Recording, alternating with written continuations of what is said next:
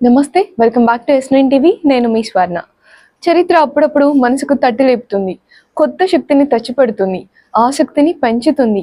అన్నిటికీ మించి మనకు తెలియని ఎన్నో విషయాలు, నిజాలు, అద్భుతాలను అప్పుడప్పుడు చరిత్ర పేజీలు మన దృష్టిని ఆకర్షిస్తాయి, ఆకలింప చేసుకునేలా చేస్తాయి. మరి ఇప్పుడు మన జాతీయ హీరో దేశ యుద్ధ విజయాల్లో అజేయమైన విజయాలను అందించిన మహోన్నత సైనికుడు గురించి ఇప్పుడు మనం తెలుసుకుందాం. షామ్ హర్మోస్జీ ఫ్రెండ్జీ జంషెడ్జీ మానిక్ షా భారత సైన్యంలో ఒక అగ్రగామి మరియు జాతీయ హీరో. ఈయన ఏప్రిల్ 3, 1914 పంజాబ్లోని అమృత్సర్లో జన్మించారు.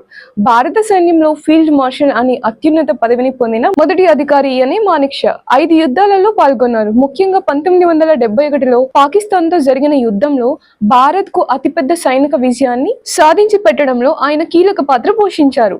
కేవలం 13 రోజుల వ్యవధిలోనే ఈ యుద్ధాన్ని ముగించి పాకిస్తాన్ను ఓడించిన బంగ్లాదేశ్ ఆవిర్భావానికి కారణమయ్యారు. ఆయన అమృత్సర్, నైనిటాల్లో పాఠశాల విద్యను పూర్తి చేసి తర్వాత డెహ్రాడూన్లోని ఇండియన్ మిలిటరీ అకాడమీలో మొదటి బ్యాచ్ క్యాడెట్లలో ఒక్కరిగా చేరారు. 1934 సైన్యంలో 2వ లెఫ్టినెంట్గా బాధ్యతలు చేపట్టిన జూన్ 7, 1969 8వ సైనిక దళాల ప్రధాన అధికారిగా బాధ్యతలు స్వీకరించారు. జనవరి 15, 1973 పదవి విరమణ చేశారు. ఆయనకు శామ్ బహదూర్ అనే పేరు కూడా ఉంది. దీనిని ఆయన 8వ గోర్ఖా రైఫిల్స్ సైనికులు పెట్టారు.